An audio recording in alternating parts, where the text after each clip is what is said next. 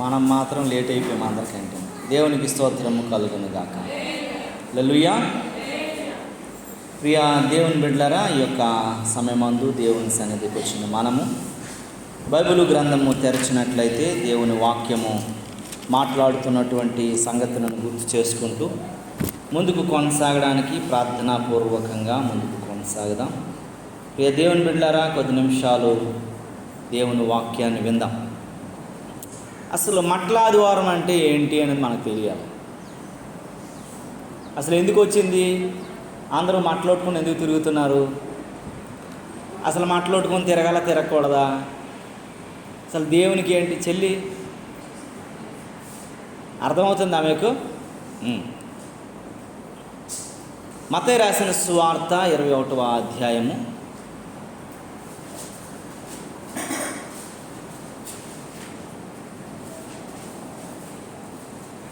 మొదటి వచనం నుండి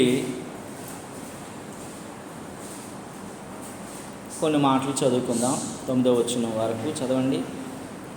అటు తరువాత యెరూషలేమునకు సమీపించి ఒలీవ చెట్టు దగ్గర కొండ దగ్గర ఉన్న బెత్ఫగే వచ్చినప్పుడు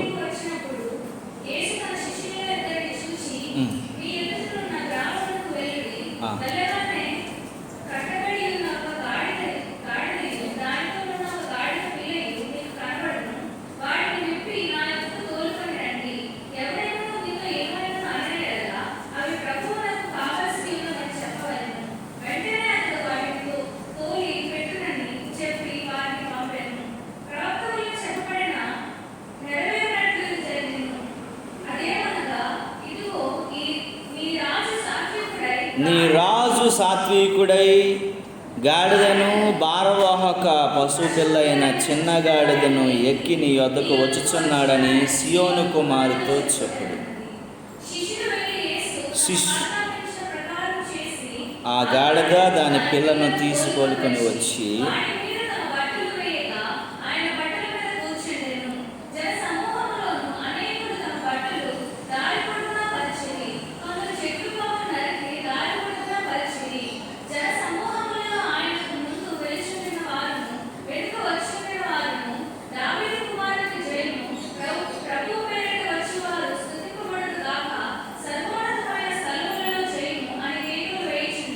దేవునికి స్తోత్రము కలుగును గాక. హల్లెలూయా. యేసు ప్రభువు వారు గాడిదను ఎందుకు అనే దానికంటే ముందు కొన్ని విషయాలు జ్ఞాపకం చేసుకోవాలి. యేసు ప్రభువు వారు చాలాసార్లు యెరూషలేముకి వచ్చాడు. కానీ అన్నిసార్లు దేనికి వచ్చాడంటే యెరూషలేములో దేవుని వాక్యాన్ని ప్రకటించడానికి, యెరూషలేములో ప్రార్థన చేసుకోవడానికి, యెరూషలేములో అద్భుతాలు మహత్కార్యాలు సూచక్రియలు చేయడానికి వచ్చాడు. ఇప్పుడు దేనికి వచ్చాడు అన్న విషయాన్ని మనం గుర్తిరగల.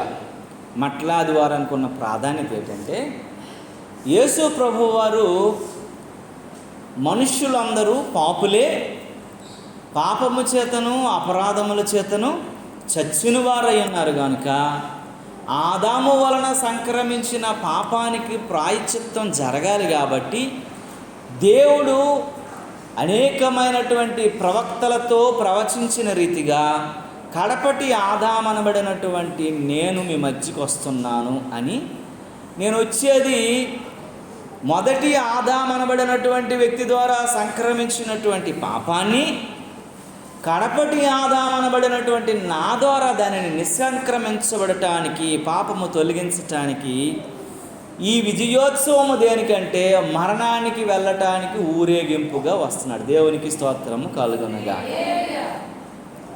యేసుప్రభు ఎందుకు వస్తున్నాడటండి? అందరి పాప శాప అపరాధాల కొరకు ఒక్క మనుషుడు తన ప్రాణాన్ని పెట్టవలసి వచ్చింది. అతను ఎవరంటే పరమాత్ముడైనటువంటి దేవుని కుమారుడై ఉండాలి. అతనిలో పాప శాప అపరాధములు లేనివాడై ఉండాలి. ఆయన పరిశుద్ధుడై ఉండాలి. ఆయన నిష్కలంకుడై ఉండాలి. అతను నీతిపరుడై ఉండాలి. అతడు పురుష సంభోగము లేనటువంటి స్త్రీకి పుట్టినవాడు, కన్యకు పుట్టినవాడై ఉండాలి.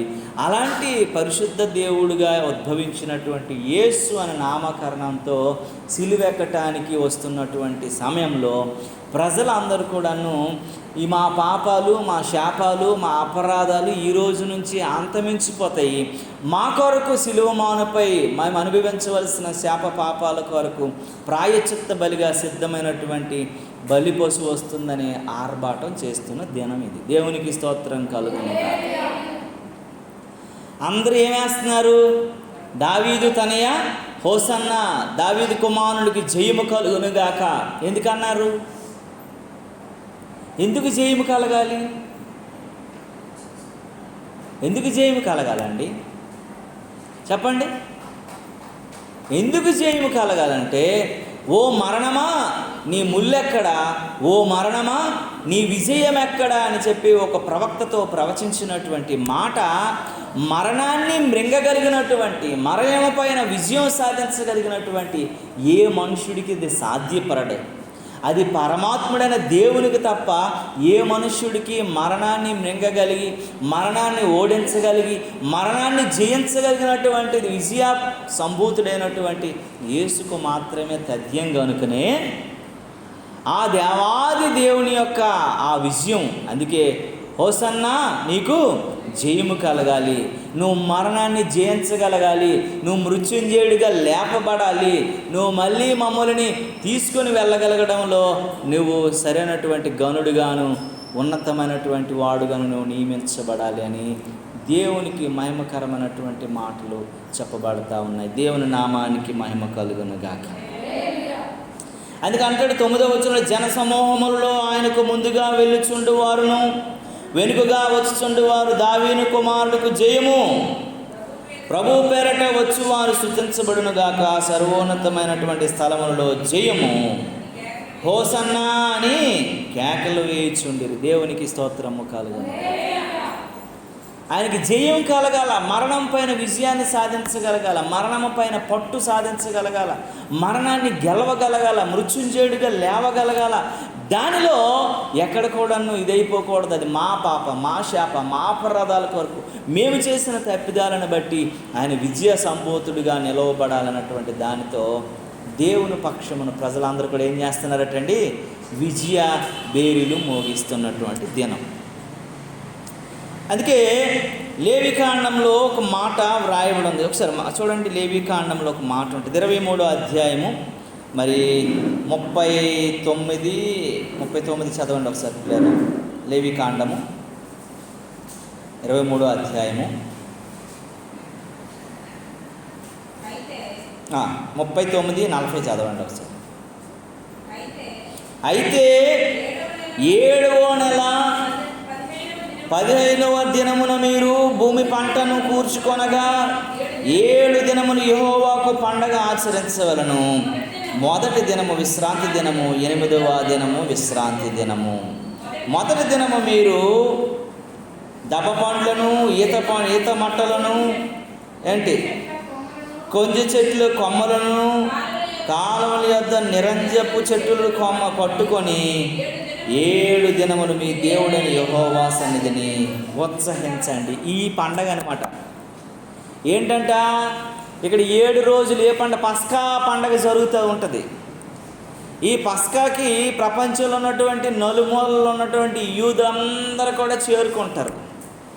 ఆ పస్కా ఏంటంటే, ప్రభువా మేము అపరాధులము, మేము తప్పి ఉన్నవారము, మేము పాపము చేసినటువంటి వారము, అపరిశుద్ధతలో ఉన్నటువంటి మా జీవితాలలో ప్రభువా పరిశుద్ధతను అనుగ్రహించవా అని చెప్పి ఆ పస్కా పండుగను చేస్తారు. ఆ పస్కా పండుగలో ఈత మట్టలు పట్టుకొని దేవుని సముఖంలో హోసన్నాని జయధ్వనులతో ఆర్భాటము చేయగలిగిన దినం ఏంటంటే, మా పాప, మా శాప, అపరాధాల కొరకు మెస్సయ్య అయినటువంటి వ్యక్తి రావాలి, మందరి కొరకు బలిపశువు అయిపోవాలని ఎదురు చూస్తున్నటువంటి దినం గురించి వెయిట్ చేస్తున్నటువంటి సందర్భం. దేవుని నామానికి మహిమ కలుగునుగా. అందుకే జకరియా గ్రంథంలో 9వ అధ్యాయం 9వ వచనంలో ఏమని రాసి ఉంటుందనంటే, అది కూడా జకరియా ప్రవచించినటువంటి మాట. ఏమని చెబుతాడనంటే, చూస్తే జకరియా గ్రంథం 9వ అధ్యాయం 9వ వచనంలో ఏమని రాసిందమ్మా?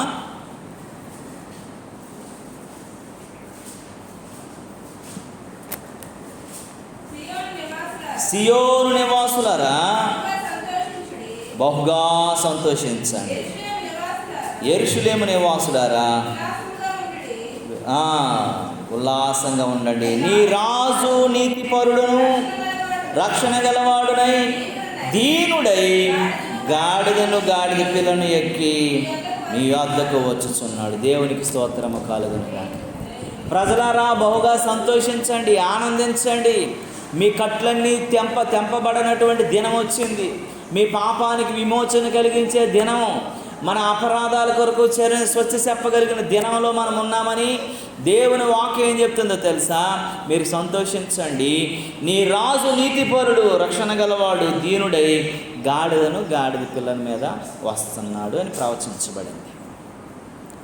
మీ జీవితంలో మీరు చాలా కారుల మీద తిరిగి ఉంటారు, ఆటోల మీద తిరిగి ఉంటారు, వాల్వో బస్సులు, ట్రైన్లు ఎక్కుంటారు. కొంతమంది విమానాల్లో కూడా, బెంజ్ కారుల్లో కూడా ప్రయాణం చేసి ఉంటారు. మీరు ఎప్పుడైనా ఎవరైనా సరే గాడిద ఎక్కారా?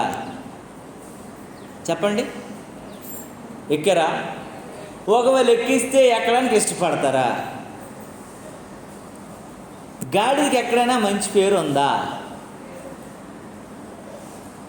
గాడిద లేవికాండం మనం 11 అధ్యాయం మీరు ఇంటికి వెళ్ళి నాకు చదివితే, అపవిత్రమైనటువంటి జంతువులలో గాడిద ఒకటి అంట. గాడిద పరిశుద్ధతగా ఎంచబడలేదు. అది బైబిల్ గ్రంథం చెప్పలేదు, మనుషులు కూడా చెప్పట్లేదు. మన పిల్లల మీద కోపం వచ్చినప్పుడు, మన పిల్లల మీద ఏదైనా సరే ఇసుగు పుట్టినప్పుడు, మన పిల్లలు ఏదైనా తప్పు చేసినప్పుడు వారికి మొట్టమొదట వాడే మాట, బిరుదు ఏంటి? గాడిద. దాన్ని కొంచెం తగిలించి ఒక్కోసారి అడ్డగాడిద అని అంటమా లేదా? అంటాం.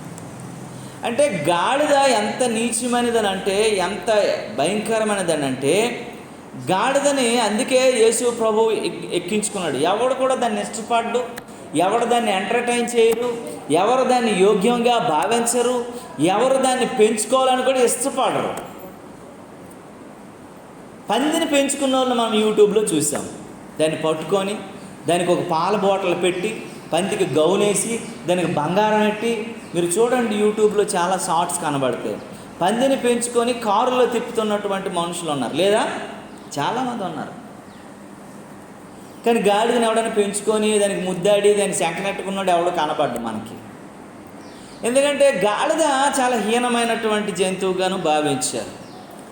పూర్వకాలంలో గాడిదలను ఎందుకు వాడేవారటంటే, సంతలు జరిగేవట. సంతలు అంటే ఇప్పుడు మనకి రైతు బజారు, ఏంటది రిలయన్స్ స్మార్ట్ బజారు, ఇంకా డి మార్ట్, బోల్డ్ వచ్చేసాయి కదా. ఈ ఇన్స్టా మార్ట్, ఇంకా ఇంకోటి ఏంటది బ్లింక్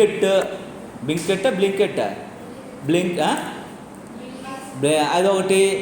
తర్వాత బిగ్ బాస్కెట్, జొమాటో, టమాటా, స్విగ్గీ, బోల్డ్ అని వచ్చేసాయి అన్నీ. సామాన్లు ఆడే మోసుకొచ్చేస్తున్నాడు, ఆడే తెచ్చేస్తున్నాడు, ఆడే భుజం మీద వేసుకొని వచ్చేస్తున్నాడు, అన్నీ చేసేస్తున్నాడు. మనం ఏం కొనుక్కో అవసరం లేనటువంటిది, ఏమి వెళ్ళవసరం లేదు. కొంతమంది అయితే అది చాలామందికి ఉపయోగకరమే. వృద్ధులు ఉన్నారు, పాపం ఎటు వెళ్ళలేరు, రిటైర్డ్ అయిపోయారు, ఇంట్లో పడి ఉండాలి, ఎటు మార్కెట్కి వెళ్ళరు, బండి డ్రైవ్ చేయలేరు, సమయానికి ఆటోకి రాలేరు. ఇలాంటి పరిస్థితుల్లోకి వారికి చాలా ఉపయోగకరం. అన్నం కావాలన్నా, వస్తువులు కావాలన్నా, అన్ని రకాలుగా అనేకమైన వెబ్సైట్స్ వచ్చేసాయి. ఇంట్లో పనులు చేసినటువంటి వెబ్సైట్లు ఉన్నాయి. ఏంటది? ఉబర్లో కూడా చాలామంది పనులు వస్తారు మనకి. ప్లంబర్స్, ఎలక్ట్రీషియన్స్, బాత్రూములు క్లీన్ చేసినటువంటి క్లీనర్స్, ఇంటిలు క్లీన్ చేసిన వాళ్ళు చాలామంది వస్తున్నారు. కనుక అన్నిటికీ ఉన్నాయి. గాడిద చాలా నీచమైంది. అప్పుడు ఉండేవి కాదు కనుక సంతలకి బరువు భారం సామాను మోసుకొని వెళ్ళి సంతల్లో షాపులు వేస్తే అందరు వెళ్ళి కొనుక్కునేవారు. ఇప్పటికీ చాలా దగ్గరలో సంతలు జరుగుతాయి. అచ్యుతాపురం సంత అని ఒకటి ఉంటుంది. అలాగే మనం గజపతి నగరం ముందు ఒక సంత ఉంటుంది. ఏంటది? ఏదో అంటారు, ఎవరు అదేంటమ్మది తెలుసా అమ్మా? మానాపురం సంత అంటారు, అచ్యుతాపురం సంత అంటారు. ఇక్కడ గరివిడి దగ్గర ఉన్నటువంటి అచ్యుతాపురం. అలాగా చాలా దగ్గరలో సంతలు జరుగుతుంటే ప్రజలందరూ అక్కడ సామాన్లు తెచ్చి ఏర్పాటు చేస్తే జనాలు వెళ్ళి కొనుక్కుండేవారు. అప్పుడు ఆ సామాన్లు, ఆ భారభరితమైనటువంటివన్నీ మొయ్యాలంటే ఏవి పనికిరావు కాబట్టి మరి బండ్లు, మరి ఎద్దులు అవి కొనుక్కోలేనటువంటి బీద వ్యాపారులు ఏం చేసేవారంటే గాడిద సవకబారుగా దొరికేది కనుక గాడిదను ఉపయోగించి బరువు అంతటిని మోయించుకునేవారు. కొంతమంది ట్రైబుల్స్ ఏం చేసేవారంటే కొండ నుంచి వారి పండించే పంట, పసుపు అని కొండల మీద పండిస్తారు కదా, కొన్ని వస్తువులన్నీ కూడాను మన కిందకి దించి అమ్మటం కోసం కూడా గాడిదలను ఉపయోగించి రవాణాకు ఉపయోగించేవారు. అలాగే కొన్నిసార్లు మరి మనందరికీ తెలిసింది ఏంటంటే చాకలోళ్ళు గాడిదలు ఉపయోగిస్తారు. మాసిన గుడ్డలు మరి ఆ రేవు వరకు తీసుకెళ్ళడానికి, అటు నుండి తేడానికి ఈ చాకలోళ్ళు కూడా వాటిని ఉపయోగిస్తారు. గాడిద ఒక మాటలో చెప్పాలంటే చాలా నీచమైనటువంటిది, ఎన్నిక లేనిది, అపవిత్రమైనది, భయంకరమైనది. కనుక మీరు చాలా జాగ్రత్తగా గమనించాలి గాడిదను. గాడిద అరిసింది అనుకోండి, ఎవరైనా ఇష్టపడతారా? ఎవరైనా గాడిద అరిసిందానికి ఇష్టపడతారండి? సపరేట్ మీరు ఎవరైనా ఇష్టపడతారా? మనం ఎవరైనా ఒకరు పాడారు అనుకోండి, ఒక మంచి రాగంలో పాడారు అనుకోండి, అప్పుడు ఏంటంటారు? ఎంత కోకిల్లా పాడిందని అంటామా? అంటే గాడిద గొంతేసుకుని ఏం పాడుతుందామని అంటామా లేదా? చెప్పరేంటి? అంటే గాడిద దాని నోరు బాగలేదు, దాని గొంతు బాగలేదు, దాని జీవితము బాగలేదు, అన్నీ బాగలేదు. విడవబడింది, కట్టబడింది, వెలివేయబడింది, అంగీకారం లేనటువంటిది, ఎప్పుడూ బరువు భారంతో ఉన్నటువంటి గాడిదని యేసు ప్రభు వారు ఏం చేశారంటే ఎన్నుకున్నారు.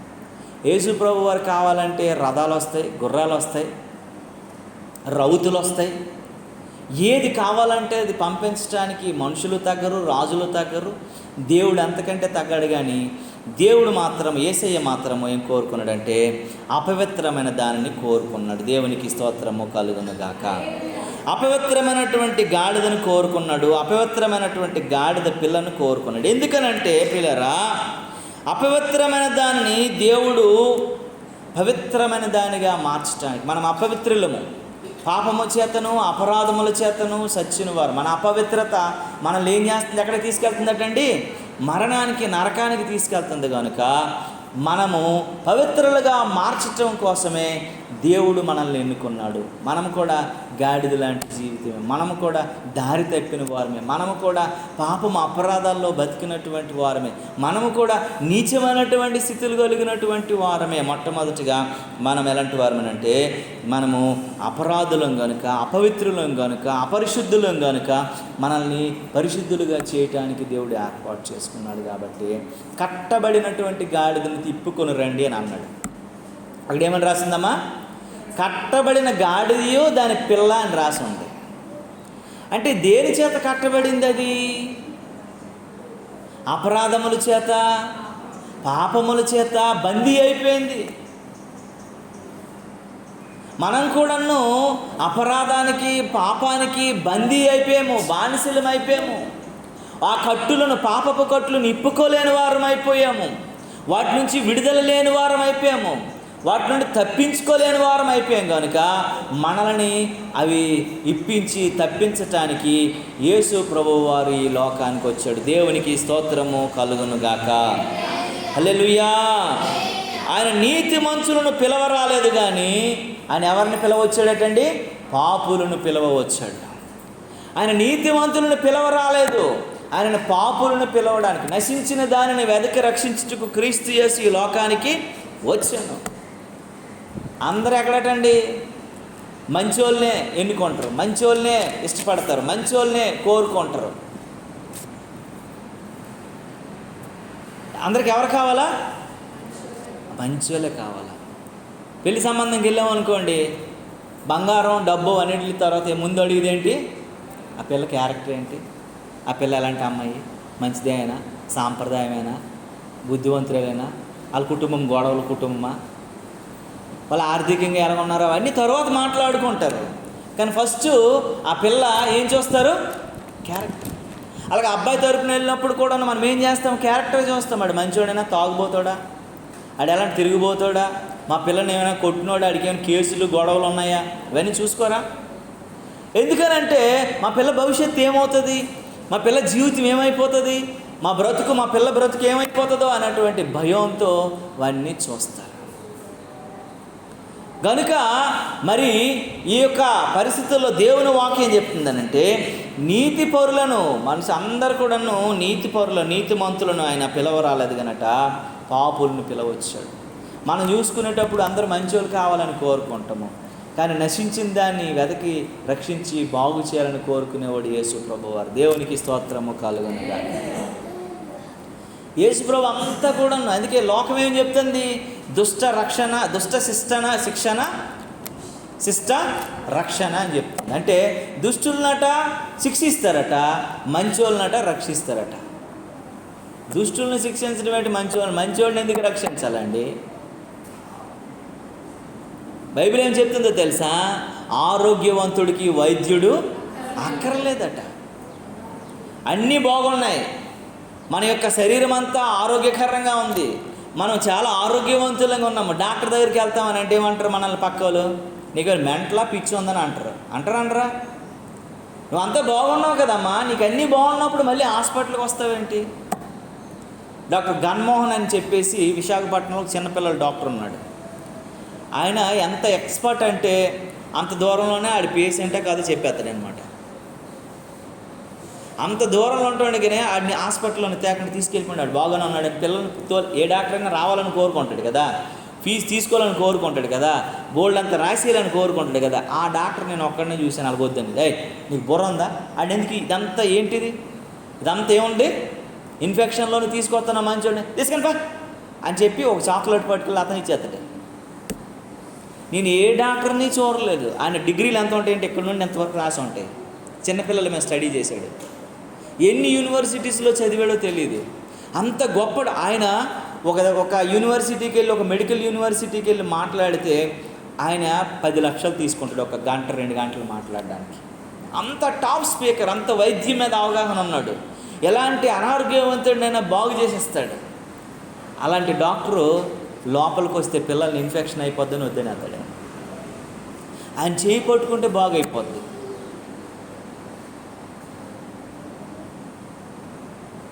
హ్యాండ్స్లతో చాలా చక్కగా ఆడతాడు, చాలా మంచిగా ఆడతాడు. దాని పక్కన ఒడిలో కూర్చుండి పెట్టుకొని ఒక పావు గంట 20 వేజెంట్లు ఉంటూ ఉన్నాయమ్మా, మళ్ళీ దొరుకుతుంది నాకు అని చెప్పి దాంతో ఒక అరగంట ఆడతాడు ఆయన.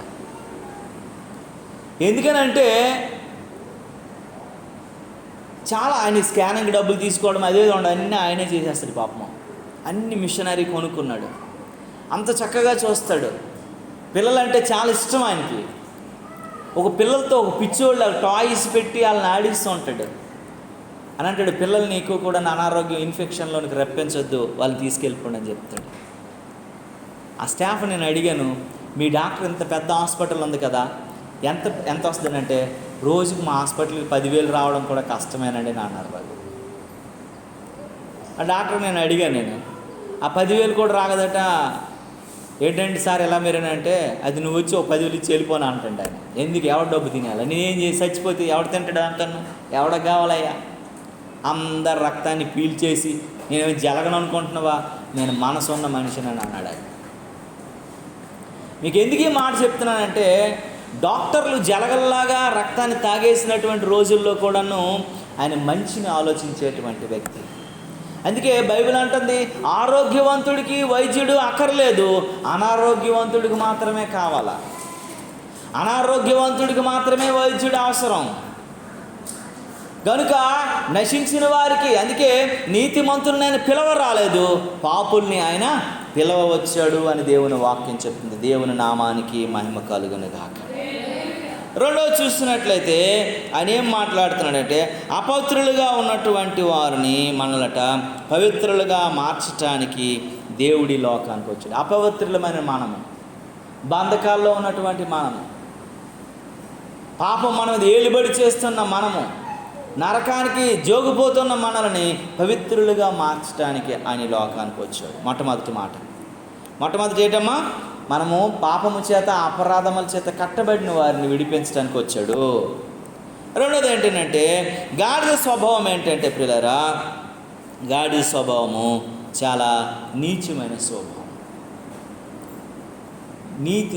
మంచి లేనటువంటి స్వభావం. సరైనటువంటి పద్ధతి, పాడులేనటువంటి స్వభావం. అందుకే ఈ లోకంలో పాపం మన మీద ఏలబడుతున్నప్పుడు మనం నీతిలో లేనటువంటి వారమై ఉన్నాం, అవినీతిలో బ్రతుకుతున్న వారమై ఉన్నాం కనుక నీతిలోనికి నడిపించడానికి యేసు ప్రభువు వారి లోకానికి వచ్చాడని మనము జ్ఞాపకం చేసుకోవాలి. మూడో చూసినట్లయితే గాడిద తన జీవితం అంతా కూడాను మంచిని గురించి ఆలోచిస్తుంది. ఎవడే చెప్తే మురికేస్తే మురికే, చెప్తేస్తే చెప్తే, చెడేస్తే చెడే మోసుకొని పోయేటువంటిది ఈ గాడిద జీవితము అని మీరు జ్ఞాపకం చేసుకోవాలి. దేవునికి స్తోత్రము కలుగునుగాక. మీకు ఇప్పుడు గాడిద స్వభావం కోసం 3 విషయాలు చెప్పాను. అయితే గాడిద ఏం చేసిందో మీకు 3 విషయాలు చెప్పి నేను ముగిస్తాను. గాడిద ఏంటంటే ఉరి తప్పించిన గాడిద. గుర్తుపెట్టుకోండి, ఎవరైనా అడిగితే చెప్పండి. ఉరి వేయించిన గాడిద. ఒకటది ఏంటట, ఉరి తప్పించిన గాడిద. రెండో గాడిద ఏంటి, ఉరి వేయించిన గాడిద. మూడోది ఊరేగించిన గాడిద. దేవునికి స్తోత్రము కలుగునుగా. ఉరి తప్పించిన గాడిద. గాడిద అంటే మనం చాలా నీచంగా, చాలా అపవిత్రంగా, చాలా భయంకరంగా మనం ఎంతవరకు ఆలోచించాం. అందుకే దేవుడు కట్టబడిన దాన్ని దేవుడు ఇప్పించాడు, యోగ్యత లేని దాన్ని, అపవిత్రమైన దాన్ని పవిత్రంగా మార్చాడు. మూడోది, ఎవడు ఎక్కనిది, ఎవడు ఇష్టపడని దాన్ని యేసయ్య ఎక్కి దానికి ఒక యోగ్యత తీసుకొచ్చాడు. కానీ ఆ గాడిద అలాగే ఉండిపోలేదంట, అది కొన్ని పనులు కూడా చేసింది. మొట్టమొదటి ఏంటంటే ఉరి తప్పించింది. ఎవరికి తప్పించింది అనేది మనం చాలా జాగ్రత్తగా గమనించాలి. ఎవరికైనా మీకు గుర్తుందా? బిలాముకి ఆయన దేవుని ఆజ్ఞకు, దేవుని మాటకు, దేవుని ప్రజలకు శపించడానికి సిద్ధమైపోతున్న పరిస్థితిలో, దేవుడు ఇష్టపడలేనటువంటి పరిస్థితిలో, దేవుడు భయంకరమైనటువంటి ప్రచండమైనటువంటి దేవుని కృపను నిరార్థకం చేయాలన్నటువంటి ఆలోచనతో ఉన్నప్పుడు దేవుడు గాడిదను వాడుకున్నట్లుగా మనకు తెలుసు. బిలాము చాలా భక్తుడు, బిలాము ప్రవక్త, బిలాము ప్రవచనం ఏదైతే అది జరుగుతుంది. ఆయన దీవిస్తే దీవించబడతారు, ఆయన శపిస్తే శపించబడతాడు. ఇంత తెలివైనోడు కూడా కొన్నిసార్లు ఏమైపోయాడట, పప్పులో కాలేసే స్థితికి వచ్చేసాడు. అలాంటప్పుడు ఎందుకు పనికిరాని, ఏ యోగ్యత లేని, ఎవరు ఎన్నుకోలేనటువంటి ఈ గాడిదతో బిలాముకు ఉరి తప్పించాడు. దేవునికి స్తోత్రము కలుగునుగాక. బిలాము పక్షాన ఉరి సిద్ధమైపోయింది. బిలాము ఇంకా ఉరి ఎక్కిపోయిన పరిస్థితుల్లో గాడిదతో దేవుడు ఏం చేశాడంటే ముమ్మారు మాట్లాడించాడు. దేవునికి స్తోత్రము కలుగునుగాక. కొన్నిసార్లు గాడిద మాట్లాడితే ఈ గాడిద ఏంటి ఇలా మాట్లాడుతుందని బిలాము చాలాసార్లు కొట్టాడు, చాలాసార్లు హింసించాడు, చాలాసార్లు ఇష్టపడలేదు. కానీ గాడిదతో దేవుడు బిలాముకి బుద్ధి చెప్పించటమే కాకుండా భయంకరమైనటువంటి ఉరి నుండి బిలాముని ఏం చేశాడు, దేవుడు తప్పించాడు. చాలాసార్లు మనకి ఎవరైనా సరే తెలివి తక్కువలో, అమాయకులు, ఆర్థికంగా లేనోళ్ళు ఏదైనా మాట చెప్తే మనం ఏం చేస్తుంటాము, తీసి పడేస్తూ ఉంటాము. బిలాము కూడా అలాగే గాడిద ఏంటి నాకు చెప్తుంది, గాడిద నన్ను మోయడానికి ఉంది కదా, గాడిద అసలు యోగ్యత లేదు కదా, గాడిద అసలు అర్హత లేదు కదా, గాడిద నీచమైనది కదా, అపవిత్రమైనది కదా, ఎన్నిక లేనిది కదా అని చాలాసార్లు గాడిద మాట ఏం చేయలేదు, బిలాము వినలేదు. కానీ దేవుడు ఏంటి, నువ్వు ఏది వినకపోతే దేవుడు నిన్ను అక్కడే బుద్ధి చెప్పిస్తాడు. చాలామందికి అలాగే దేవుడు చెప్పించాడు. ఎఫ్రాయిము అనేటువంటి వ్యక్తిని దేవుడు ఏమని పిలిచాడో తెలుసా, నా ముద్దు బిడ్డ, నా ప్రియమైన కుమారుడు అని పిలిస్తే దేవుని మాటకు లోబడక, దేవుని మాటకు విధేయత కలక, దేవుని మాటను పక్కన పెట్టేసి తనకు నచ్చినట్లు జీవిస్తే ఎఫ్రాయిముతో దేవుడు ఏం చేయించాడు తెలుసా, 3 పనులు చేయించాడు. మొట్టమొదట గాలిని తినిపించాడు. ఏం తిన్నాడటండి, గాలి తిని బ్రతికాడట. రెండోది ఏం చేశాడు తెలుసా, తిప్పని అప్పము వంటి వాడైపోయాడు. మూడోది గడ్డి తినిపించాడట. నువ్వు అనుకుంటావు, అరే నేనే తెలివైనోడిని, నేనే గొప్పవాడిని, నేనే అన్ని చేయగలను నువ్వు అనుకుంటున్నావు. కానీ కొన్నిసార్లు ఎందుకు పనికిరాని వ్యక్తులతో కూడా మనకు కొన్నిసార్లు కొన్ని లెసన్స్ నేర్పిస్తాడు. కొన్నిసార్లు చాలా విషయాలను మనకి అర్థమయ్యేటట్లు బోధిస్తాడు. కొన్ని విషయాలు తెలివైనటువంటి సంగతులు మనకు తెలియజేస్తూ ఉంటాడు. ఈ గాడి ద్వారా చెబుతున్న మాట ఏంటంటే చాలా జాగ్రత్తగా మనం గమనించాలి. అది యోగ్యత లేకపోయినా, అర్హత లేకపోయినా, నీచమైనదైనా సరే ఉరి మరణము నుండి తప్పించడంలో బిలాముకి చాలా దోహదపడింది. నీ జీవితంలో కూడాను మరణం నిన్ను వెంటాడవచ్చు, శ్రమను నిన్ను వెంటాడవచ్చు, కష్టాలు నిన్ను వెంటాడవచ్చు, ఆర్థిక ఇబ్బందులు నిన్ను వెంటాడవచ్చు. చిన్న చిన్న విషయాల్లో కూడా నువ్వు అనేక రకాలైనటువంటి విలువైన జీవితంలోకి వెళ్ళిపోవచ్చు. కానీ దేవుని వాక్యం చెప్తుంది, నువ్వు దేవునికి లోబడితే నువ్వు గొప్పోళ్ళకు కూడా సమాధానం చెప్పగలిగిన వ్యక్తిగా నిన్ను దేవుడు ఉంచడానికి సిద్ధమై ఉన్నాడు. దేవుని నామానికి మహిమ కలుగును గాక.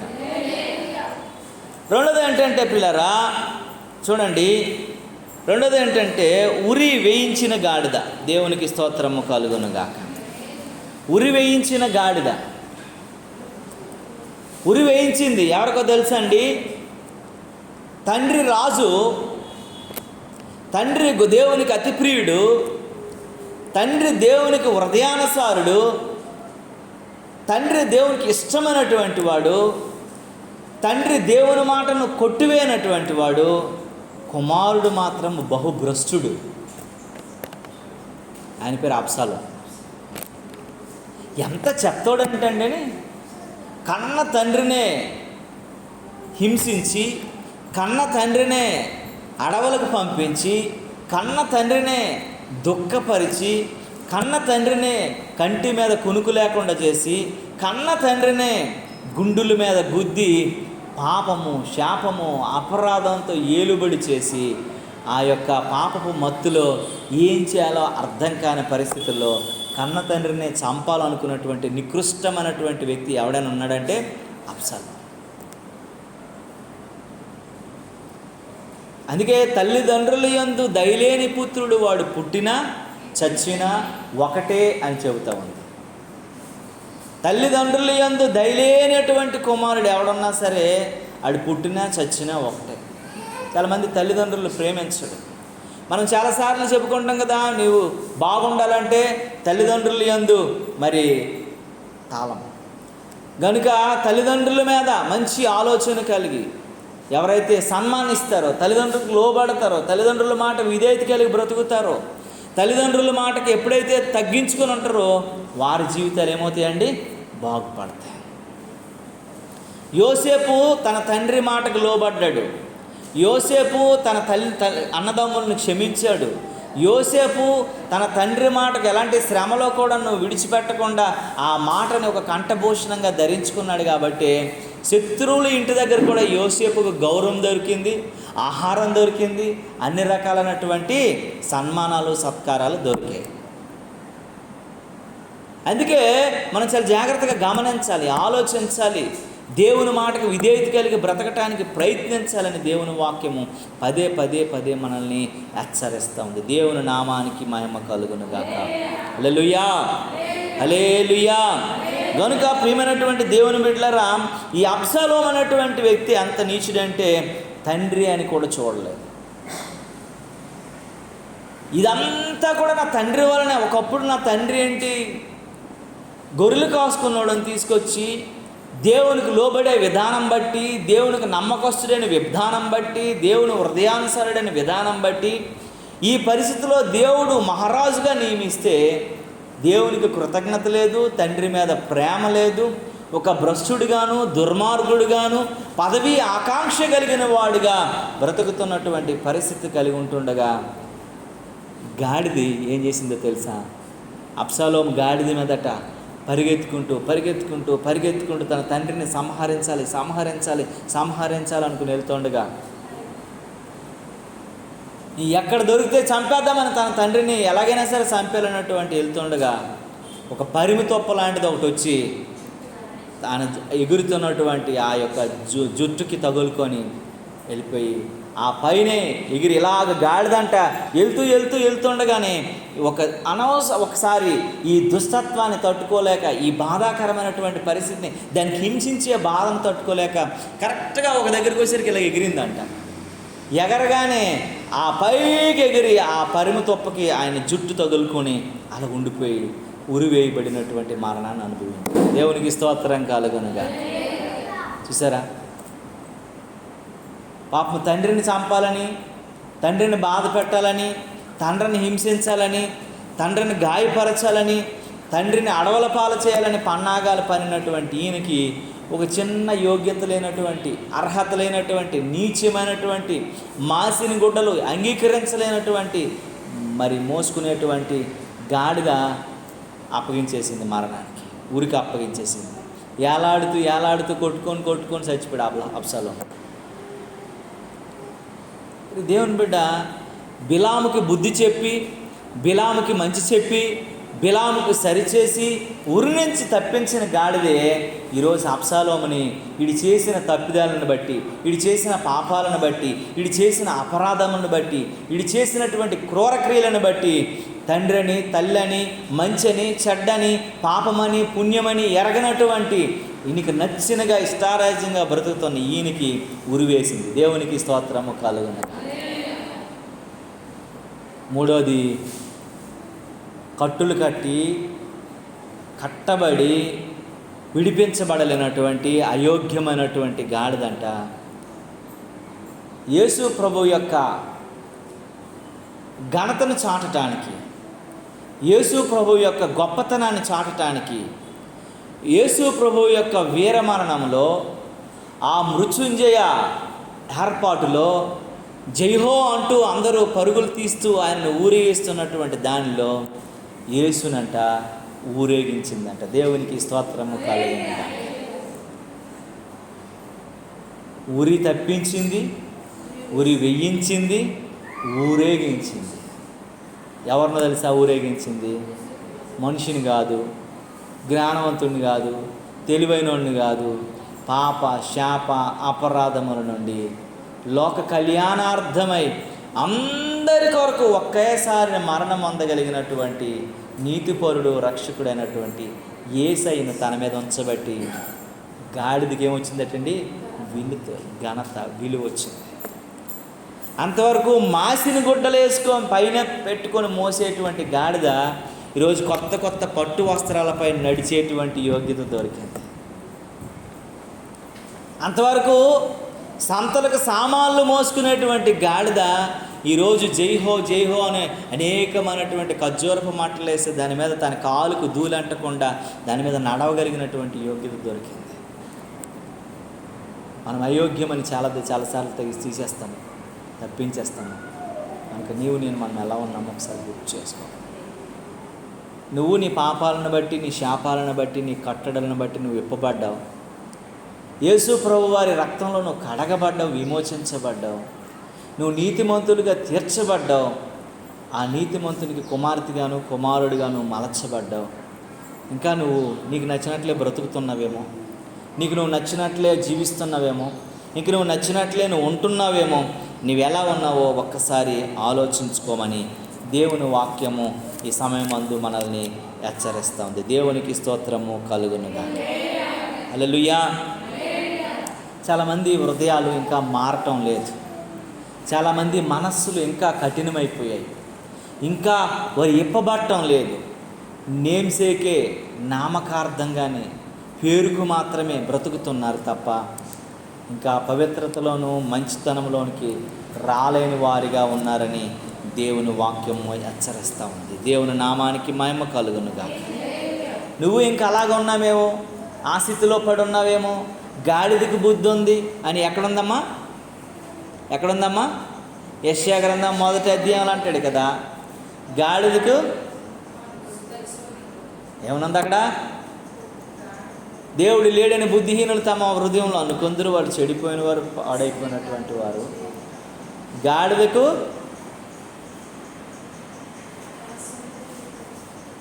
తన ఇల్లేంటో, తన యజమాని ఏంటో, అమ్మ, ఎద్దు తన కామాను, గాడిద తన సొంతమని దొడ్డే.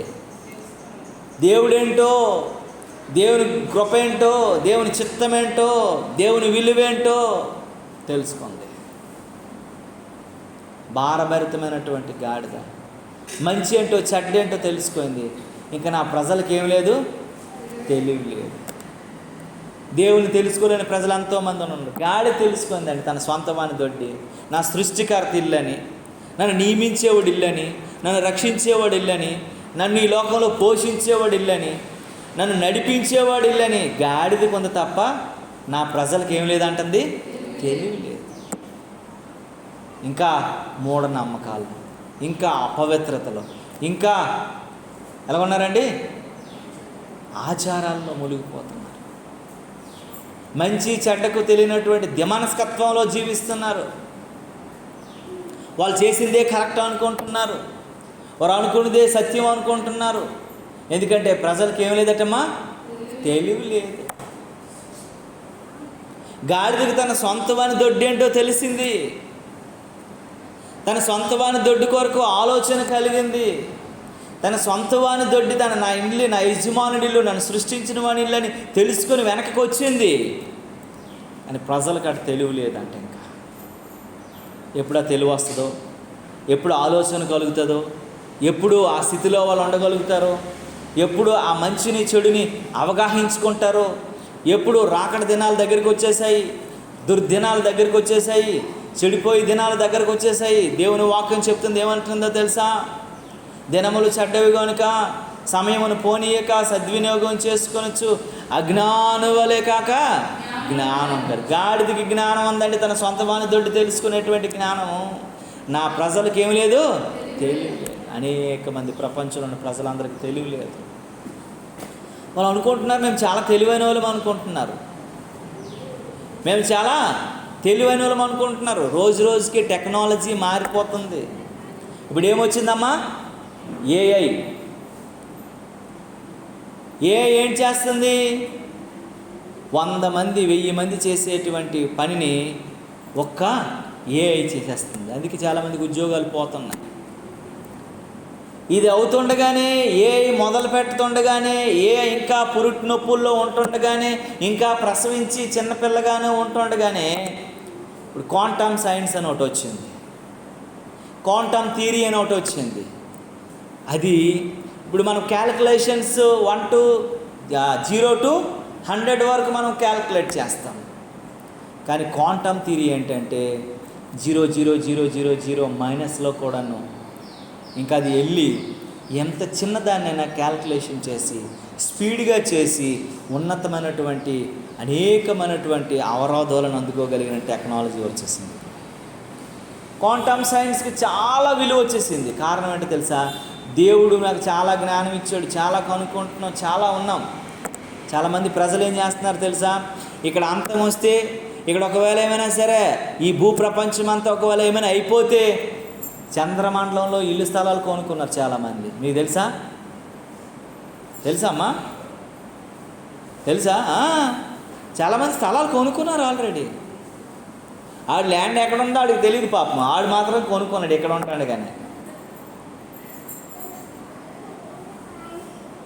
ఈ ఫేసెక్స్ అనేటువంటిది ఒకటి ఉంది. అది ఎవరు? ఎలాన్ మస్క్ అనేటువంటి ఆయన డైరెక్ట్గా చంద్రమండలాన్ని ప్రజలందరినీ షిఫ్ట్ చేయగలిగినటువంటి కొన్ని ర్యాకెట్స్ అంట. అకస్మాత్తుగా ఒకరోజు అందరూ టికెట్లు కొనుక్కొని వెళ్ళిపోయే రోజు కోసం, అక్కడ అపార్ట్మెంట్స్ ఫ్లాట్స్ కట్టేటువంటి రోజుల కోసం అంట జనాలు అనేకమైన ప్లాన్స్ వేస్తూ ఉంటారు. ఇక్కడ గ్యాసే దొరకట్లేదు, పెట్రోలే దొరకట్లేదు, ఇన్ని లైన్స్ కట్టేసి జనాలందరూ కూడాను గ్యాస్ లేదు, పెట్రోల్ లేదని గుండెలు బాదుకుంటుంటే ఆకాశానికి నిచ్చెన వేస్తున్నటువంటి మనుషులు అనేక మంది ఉన్నారు. అలాంటి దినాలలో మనం చాలా జాగ్రత్తగా ఆలోచించాలి. గాడిద తన సొంత వాని దొడ్డి తెలుసుకుంది, కానీ ప్రజలైనటువంటి మనకేం లేదటమ్మా, తెలివి లేదు. మనుషులకు తెలివి లేదు, దేవుని గురించి తెలివి లేదు.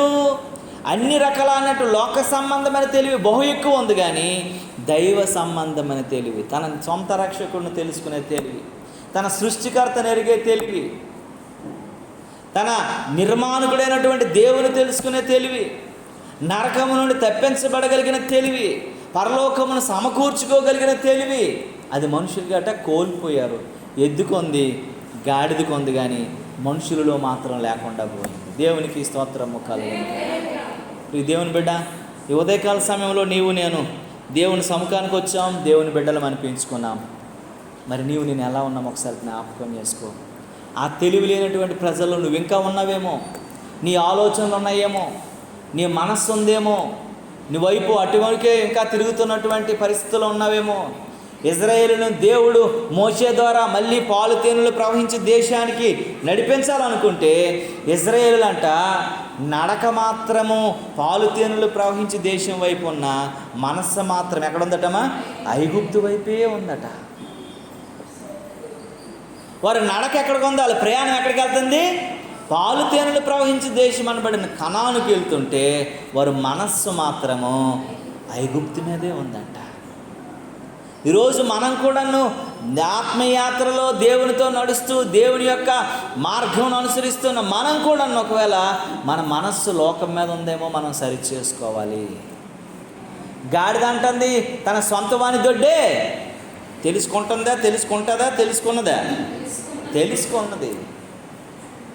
కానీ ప్రజల మీద మనకి తెలివి లేదు, తెలుసుకోగలిగిన మనస్సు లేదు, తెలుసుకోవాలన్నటువంటి ఆలోచన లేదు, తెలుసుకోవాలన్నటువంటి ఆ ఉద్రేకత, ఆ స్పీడు ఇంకా లేకుండా ఎక్కడేసిన గొంగలు అక్కడ చల్లగా బ్రతికేస్తూ ఉన్నాము. దేవునికి స్తోత్రము కలుగును గాక. సమయం ఇంకా లేదు, యేసు రాకడ రాబోతుంది. సమయం ఇంకా లేదు, దేవుడు బయలుదేరిపోబోతున్నాడు. మొన్నే చెప్పుకున్నాం కదా, ఆయన యొక్క రాకడ ఆరంభమైపోతుంది. అది నీ ఇంటి దగ్గరో అది నా ఇంటి దగ్గరో తెలియని పరిస్థితిలో ఉన్నాము. కనుక ఒకవేళ ఫ్రంట్ లైన్లో నువ్వే ఉంటే, నేనే ఉంటే, మనమే ఉంటే, నువ్వు తెలియలేని వ్యక్తిగా ఉంటే విడవబెడతావని జ్ఞాపకం చేసుకోవాలి. ఎందుకంటే ఆ రోజు మనం అనుకున్నాం కదా, 10 మంది బుద్ధి కలిగిన వారు, 10 మంది చూసారా, ఆఫ్ అందరూ తెలివను అందరూ వెళ్ళిపోతారని లేదు. ఒకడు ఎత్తబడ్డాడు, ఒకడు విడవబడ్డాడు. 2 తెరవులు ఇసురుతున్నారట. ఒకడు ఎత్తబడ్డాడు, ఒకడే పొలంలో 2 పని చేస్తున్నారు. ఒకడు ఎత్తబడ్డారు, ఒకరు మంచం మీద 2 పడుకున్నారు. ఒకరు ఎత్తబడ్డారు, ఒకరు విడవబడ్డారు. ఆ ఎత్తబడిన ఒకరిలో నువ్వు ఉన్నావో లేదు ఒకసారి నేను ఉన్నాను లేదు జ్ఞాపకం చేసుకోవాలి. మనం తెలివి లేని వారమై ఉన్నాం. గాడిద కొంత తన సొంతమని దొడ్డేంటో, ఆయన దేవుడేంటో, రాజ్యమేంటో, పరలోకమేంటో తెలుసు. కానీ నీకు ఉందా? తెలుగు ఆలోచిస్తున్నావా? అక్కడ చేరుకోవడానికి సిద్ధంగా ఉన్నావా లేదనేది మనల్ని మనం ఆలోచించుకోవడానికి ప్రయత్నించాలి. ప్రియ దేవుని బిడ్డ ఎలా ఉన్నాం? దేవుడు నిన్ను సరిచేయడానికి, చక్కదిద్దడానికి, ఆయన ఇష్ట ప్రకారంగా నిన్ను ఆయన రాజ్య వారసురాలుగా నిన్ను ఉంచడానికి, వారసుడిగా ఉంచడానికి ఈ లోకానికి ఆయన వస్తున్నాడు. జైదోనులతో ఆయన ఆర్భాటం చేస్తున్నారు, ఊరేగిస్తున్నారు. ఆయన వెళుతున్నది దేనికండి? విందుకు కాదు, మరణానికి. నువ్వు ఆనందించటం కోసము ఆయన బాధ కోసం వెళ్తున్నాడు. నీ దుఃఖాన్ని ఆయన నాట్యంగా, సంతోషంగా మార్చడానికి ఆయన దుఃఖ దినాలను ఆరంభించబోతున్నాడు. నీ దుఃఖాన్ని, నీ బాధను ఆయన సంతోషంగా మార్చడానికి ఆయన ధనవంతుడు. ఆయన నిన్ను ధనవంతుడిగా చేయడానికి ఆయన ఏమైపోయాడటండి? దరిద్రుడైపోయాడు. పాపి అయినటువంటి నీ కొరకు పాపము లేని పవిత్రుడు పాపముగా చేయబడ్డాడు. శాపము లేనట్టు శాపగ్రస్తుడైనటువంటి నీ కొరకు నా కొరకు శాపము లేనివాడు శాపముగా మార్చబడ్డాడు. మనం ఎలా ఉన్నాం? ఇంకా దుప్పట కప్పేసి నాకేం పట్టదు అన్నట్టుగా బ్రతుకుతున్నట్లయితే గాడిద దేవుని ఇల్లేంటో తెలుసుకుంది. ఇంకా నీకు తెలివి లేదని దేవుని వాక్యం చెప్తుంది. తెలివి కలిగి ఉండటానికి, మారు మనసు కలిగి ఉండటానికి, మరి దేవునితో నడవడానికి, దేవుని చిత్తాన్ని ఎరిగి బ్రతకటానికి ప్రయత్నించాలని దేవుడు కోరుకుంటున్నాడు. క్రైస్తవం ఒక మతము కాదని, క్రీస్తునందు నిత్య జీవము, క్రీస్తునందు నిత్య జీవము,